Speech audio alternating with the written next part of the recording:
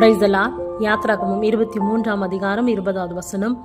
இதோ வழியில் உன்னை காக்கிறதற்கும் நான் ஆயத்தம் பண்ணின ஸ்தானத்திற்கு உன்னை கொண்டு போய் சேர்க்கிறதற்கும் இதோ நான் ஒரு தூதனை உனக்கு முன்னே அனுப்புகிறேன் என்ற வார்த்தையின்படி இன்றைக்கு உங்கள் வாழ்க்கையிலே உங்களுக்கு முன்பாக ஆண்டவர் தேவதூதனை அனுப்பி உங்களுக்கு ஆயத்தம் பண்ணப்பட்டிருக்கிற ஆசீர்வாதங்கள் நன்மைகளை ஆண்டவர் உங்கள் வாழ்க்கையில் நிச்சயம் கொடுத்து அவர் உயர்த்த வல்லவராய் இருக்கிறார்.